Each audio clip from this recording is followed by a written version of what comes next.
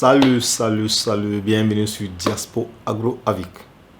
Vous m'excusez d'abord pour ce retard parce qu'il y a presque 2 semaines que je n'ai pas publié une vidéo. J'ai envoyé des images, mais je n'ai pas eu le temps de publier, de vous expliquer comment les choses avancent. Et cela est dû à mon programme. Compte tenu de ça, je profite de cette vidéo aujourd'hui pour vous annoncer que je ne serai plus en mesure, pour l'instant, faire des vidéos où je vais vous expliquer comment les choses avancent chaque semaine. J'ai un emploi du temps qui est hyper chargé, mais je promets quand même chaque semaine vous envoyer des images que je vais recevoir du pays, et ces images vont parler d'elles-mêmes. C'est-à-dire que vous allez voir des images, vous allez voir l'évolution des choses, de la ponte, des poussins, en fait, en général, vous allez tout voir à travers les images. C'est-à-dire que ces images-là parleront d'elles-mêmes. Mais si j'ai le temps aussi, je vais publier des vidéos, je vais vous expliquer comment les choses avancent. Je n'ai pas dit que je ne le ferai jamais. Non, c'est compte tenu de mon emploi de temps. Présentement, je ne suis pas en mesure de le faire pour l'instant. Mais plus tard, oui, peut-être oui. Voilà. Et donc, c'est pour cela que j'ai fait presque 2 semaines sans publier une vidéo explicative. Voilà, donc aujourd'hui, je vais profiter de cette vidéo et je vais parler de l'évolution des choses. Dans ce 1, la ponte, les poussins et les pertes qu'on a ramassées dans ces 3 dernières semaines. Voilà, pour tous ceux qui me suivent depuis fort longtemps et ceux qui ne me suivent pas aussi, ceux qui viennent à peine de me connaître à travers ce canal, moi c'est Frédéric, je suis de la diaspora aussi. Et j'essaie d'investir à distance. Voilà, je sais que ce n'est pas chose aisée, c'est difficile, mais tout est basé sur la confiance. Moi, j'ai un petit qui est vraiment, qui a une volonté vraiment de faire, une volonté d'acier, une volonté vraiment que je ne sais même pas comment qualifier encore. Un petit qui bosse très bien. Donc, avec lui, je m'entends très bien, il n'y a aucun problème. Les choses avancent sans aucun problème. Franchement, je suis fier du petit là. Voilà, donc, c'est pour te dire que moi, j'ai investi à distance. Je fais tout à distance. Je n'ai pas de caméra dans le poulailler. Voilà, tout ce que je fais, c'est basé sur la confiance. Et souvent, il y a des trucs même que j'oublie. Et c'est le petit en question qui me dit non, il faut faire ça, ça. Donc, vous voyez, c'est un qui aime le travail, il aime le faire. Donc, moi, je suis fier de lui. Et voilà, donc, on va rentrer dans le vif du sujet. D'abord, parler des pertes qu'on a eues dans ces 3 dernières semaines. J'avais 114 poules. Et c'est un métissage que j'ai fait. C'est un métissage entre les Goliaths et les Kirolers. Voilà, donc j'ai pris les Goliaths avec un ami Omar, qui est en Arabie Saoudite, qui fait uniquement du Goliath. Et moi, j'ai pris les Goliaths avec lui. Et comme il n'avait pas assez d'œufs, donc j'étais obligé de prendre d'autres poussins avec d'autres gars, d'autres vendeurs. Mais là, c'était les Kirolers. Donc j'ai fait le métissage. Et à travers ça, maintenant, j'ai eu des poussins. Voilà, j'ai eu pas mal de poussins, presque 200 et quelques. Donc, il y a eu quelques pertes. On a vendu quelques sujets aussi. Donc, présentement, il y a à peine 3 semaines de cela, j'avais 114 poules. Un matin, on trouve une poule qui est morte. 2 jours après, on trouve une autre. 3 jours, 5 jours après, ainsi de suite. On ne savait pas de quoi il s'agissait exactement. Donc, c'est après maintenant que j'ai compris que c'était dû à la chaleur. Les Kirolaises ne supportent pas du tout la chaleur. Voilà. Donc j'ai eu à parler de ce problème-là. Voici ce qui se passe.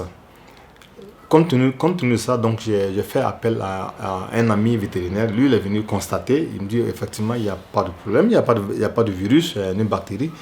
Et je dis pourquoi on perd le sujet alors? Parce que quand il fait très chaud, les sujets se regroupent au niveau de la porte où se trouve le grillage. Il y a le grillage partout, mais il y a un endroit de la porte où il y a plus d'air, c'est ce que je comprends.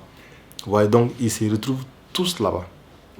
Et il faut reconnaître que le poulailler que j'ai n'est pas du tout en bonne et due forme, parce que c'est un poulailler qui n'a pas les 2 ouvertures. C'est un poulailler qui a une seule ouverture, et en plus, il y a un manguier là-dedans, un manguier dans la cour, et les toits aussi ne sont pas hauts. Donc, si bien qu'il n'y a pas assez d'aération, c'est horrible. Voilà, donc quand il fait très chaud, les sujets se regroupent tous dans un même coin. Et comme étant donné que c'est des sujets qui sont déjà en ponte, Et peut-être qu'elle veut pondre, donc elle se retrouve au niveau de la porte pour pondre ou bien pour prendre un peu d'air. Les coqs, en fait, tous se regroupent là-bas. Vous voyez, donc ce qui veut dire que les plus démunis sont piétinés. Et étant donné que c'est des poules aussi, donc ça entraîne des pertes. Et ce qui est bizarre, les pertes qu'on a depuis presque combien de 3 semaines, 4 semaines, c'est rien que des poules. Et donc finalement, on a perdu beaucoup de sujets par rapport à ça. Présentement, je me retrouve avec 97 poules. 97 poules là, et j'ai 30 coques. Donc j'étais obligé de prendre quelques coques. J'ai pris 10 coques pour les vendre et avoir 20 coques. Il y a encore un surplus. Même je préfère garder ces coques comme réservistes au cas où il y a des problèmes. Voilà, donc ces coques, présentement, les 10 coques sont en vente, mais il ne reste pas beaucoup. Je crois qu'il reste 4 comme ça. On va les vendre tous. Et maintenant, se concentrer sur ces coques qui restent et les poules. L'année prochaine, on va les évacuer tous en brousse, dans la ferme. Et on verra ce qu'on va faire avec le poulailler qui est à domicile. Voilà. Et maintenant, pour ceux qui me suivent depuis fort longtemps, savent que j'ai commencé à ramasser les œufs il y a très longtemps. Les œufs, j'ai eu à mettre les œufs dans la machine une seule fois. Je crois que c'était dans le mois de mai, je crois. Et le 1er juin, on a commencé à avoir des poussins. Et ces poussins, présentement, se portent très bien. Ces poussins sont en brousse. On a évacué ces poussins en brousse. Mais j'avoue aussi que quand ces poussins sont arrivés en brousse, les conditions n'étaient pas du tout réunies parce que je n'étais pas du tout prêt. Le poulailler, la ferme n'était pas terminée. Donc les poussins sont sortis. Et j'étais obligé de mettre ces poussins dans une maison d'une chambre salon que j'ai là-bas sur place. J'étais obligé de mettre ces poussins dans cette maisonnette en attendant qu'on termine le bâtiment. On avait 179 et on a perdu 6. Donc présentement, il reste 173 poussins. Et ces poussins vont très bien, mais ils sont toujours dans la maisonnette. Dans la maisonnette d'une chambre salon. Et cette maisonnette n'est pas du tout en condition parce qu'elle n'a pas du tout été pulvérisé, désinfecté, ni absolument rien du tout. Parce qu'on ne pouvait plus faire marche arrière, on a pris les poussins et les évacués directement dans la maisonnette là. Le premier jour, quand ils sont arrivés, il n'y avait même pas de litière ni rien. Voilà. Maintenant, concernant la ponte. Avec les 97 poules, on ramasse 57, 56, 55 œufs par jour. C'est-à-dire qu'on dépasse déjà les 50%. C'est pas mal. Mais ce n'est pas arrivé.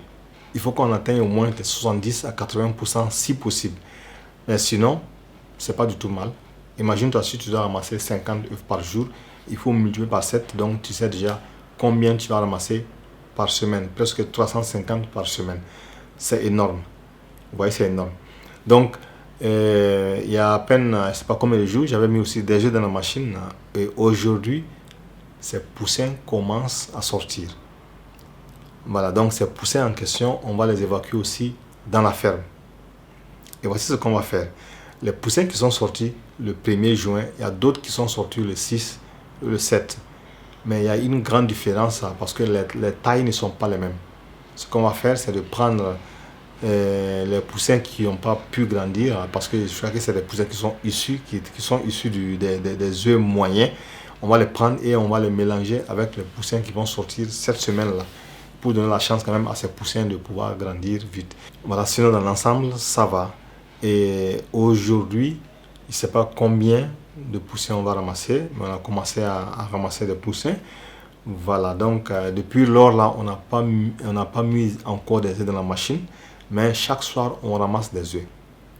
Alors moi, j'ai fait un contrat avec un monsieur qui a aussi des poules, en fait, qui ramasse des œufs chaque soir, et qui a une demande qui est vraiment forte et il ne parvient pas du tout à satisfaire sa demande. Donc j'ai fait un contrat avec lui pour lui livrer les œufs chaque 5 jours. Donc raison pour laquelle on ne met pas les œufs d'abord dans la machine. Et comme lui, il confectionne aussi des couveuses, et je lui ai fait une proposition. Écoute, comme toi tu as besoin des œufs, tu as une demande qui est vraiment élevée et tu n'as pas assez de poussins. Tes poules pondent, mais ta demande elle est vraiment élevée, tu ne parviens pas à satisfaire ta clientèle. Donc ce qu'on peut faire, moi je peux te donner des œufs, en échange tu me donnes une couveuse. Voilà, donc c'est ce qu'on est en train de faire. Chaque 5 jours, il vient ramasser ses œufs. Et quand ça va atteindre le prix de la couveuse, moi je prends la couveuse. En temps normal, je vais prendre une couveuse de 1000. Vous voyez? Donc dès que je vais prendre la couveuse, c'est en ce moment qu'on va commencer à mettre les œufs dans la machine. Et certainement que à partir du mois, à partir du 10 ou le 9 juillet, on va commencer à mettre les œufs dans la machine. Donc certainement on va ramasser des poussins en quantité, c'est sûr et certain. Vous m'excusez, j'avais un appel là, donc, qui doit me remettre la machine là qui est là présentement, il est en train de ramasser les œufs à la maison. Donc c'est celui qui m'a appelé pour voir comment les choses vont se passer, quoi. Je lui ai dit bon, on va continuer avec ça et tu me diras combien de plaquettes il manque pour pouvoir prendre la machine de 1000, la machine qui a la capacité de 1000 œufs là. Donc c'était lui comme ça. Aujourd'hui, je vais te montrer les sujets. Je vais te montrer ces images. Tu verras comment les sujets évoluent. Et aussi, je vais te montrer aussi les poussins qu'on a envoyés dans la ferme qui est à 30 minutes de Bobo. Voilà. Et ces poussins ne sont toujours pas à la ferme. Ces poussins sont toujours dans la petite maisonnette là d'une chambre-salon. Mais en principe, ces poussins doivent rejoindre la ferme le samedi, soit le samedi ou le dimanche. Parce que celui qui va s'occuper de ça arrive du village le samedi. Et les poussins qui vont sortir aujourd'hui, demain et après-demain, on va les chauffer quelques jours et directement, ils vont rejoindre ces poussins dans la ferme. Alors, ça veut dire que les choses commencent à aller sur la ligne que je voulais. Bien vrai que la ferme n'est pas terminée, on ne va pas attendre pour terminer la ferme avant d'envoyer ces sujets là-bas. Je crois que si tu attends, tu vas trop attendre et en fin de compte, tu ne vas absolument rien faire. Vous voyez, la ferme est à mi. On n'a pas terminé toute la ferme. Voilà. Mais on va chaudiner, on va les mettre dedans et on commence le boulot. Et c'est avec cet argent parce que j'ai décidé de ne pas... J'avais décidé il y a très longtemps que quand les sujets vont commencer à pondre, je vais arrêter de financer.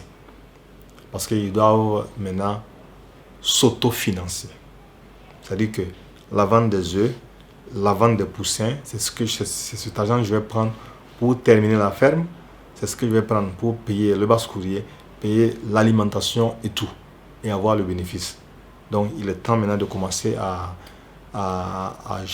générer des bénéfices dans le business. Les poussins, les poules ont commencé à pondre. On peut étaler le cycle jusqu'à 2 ans. Ce n'est pas des OGM, c'est des poules locaux améliorés.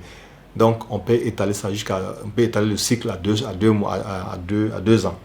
Mais moi je vais faire un cycle de 12 mois. Donc c'est maintenant qu'on doit commencer à avoir du bénéfice, à commencer à économiser et agrandir le coin, agrandir la ferme pour l'année prochaine.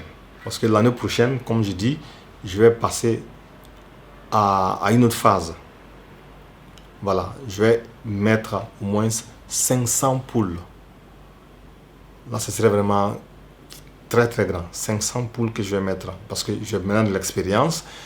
Depuis 2022, je suis dedans. Depuis 2020, 2021, je suis dedans. Donc, j'ai vraiment l'expérience. Donc, je crois qu'il est temps de passer à l'étape suivante. Voire plus grand maintenant. Voilà. Et donc, c'est là. Et je répète encore, je reviens là-dessus concernant les PDF. Tous ceux qui veulent, tous ceux qui sont intéressés, le PDF coûte 50 €. 50 € ou 60 $, un truc comme ça. Si vous êtes intéressé, laissez-moi vos coordonnées. Moi, je vais vous envoyer un PDF complet. Vous allez piloter votre ferme à distance. Parce que je crois que c'est mieux d'avoir un produit physique que de faire un cours online. Et après, tu vas te retrouver dans des problèmes où tu ne sauras pas comment résoudre le problème. Mais si tu as un produit physique, si tu as un PDF sur toi, si tu as oublié quelque chose, tu peux rentrer, tu peux courir vite chercher le PDF et tu es sauvé. Je crois que ce n'est pas un truc qui est cher, ça vaut le coup. Si tu veux financer, si tu veux vraiment faire un bon job, je crois que n'hésite pas du tout. Voilà, nous on te propose ça et on te suit aussi. Donc franchement, c'est un truc qui est très bien. Donc en temps normal par mois, si la machine est bien, on peut avoir un minimum de 1000 poussins par mois, c'est-à-dire chaque 21 jours. Tu vois, 21 jours, 1000 poussins. L'autre 21 jours, 1000 aussi. Vous voyez ce que ça donne? Avec uniquement 97. Et ces 97, on a pris uniquement les 50%. Si tu atteins les 70%, 80%, là c'est autre chose. Là ça devient encore colosse. Vous voyez, c'est un truc qui... Mais c'est difficile, c'est pas aussi facile. C'est pas aussi facile. Vous voyez, c'est difficile. Mais si on parvient à le faire, franchement, je crois que ça rapporte gros. Ça rapporte gros. Il y a une demande forte. Vous voyez le monsieur en question qui prend les couveuses, les œufs avec moi, il a beaucoup de poules. Il a des pontes, il a des œufs chaque soir. Mais il ne parvient pas du tout à satisfaire sa clientèle parce qu'il y a trop de demandes de poussins. Les gens viennent demander et comme lui, et en plus ça, il fabrique des couveuses, vous voyez. Et comme il ne parvient pas du tout à satisfaire sa clientèle, c'est raison pour laquelle il vient prendre des œufs avec moi pour mettre dans les machines, dans ses... Et donc moi aussi j'ai profité de ça, comme il fait, en fait j'ai pas profité. Nous tous nous profitons de ça. Et comme j'ai vu qu'il fabrique les couveuses et moi j'ai besoin d'une couveuse, il dit mais pourquoi acheter une couveuse s'il y a quelqu'un qui en fabrique et il a besoin de ce que moi j'ai. Donc on fait ce qu'on appelle le troc. J'espère que tu as aimé la vidéo. Partage-la. Abonne-toi si tu n'es pas abonné. On se retrouve à la prochaine.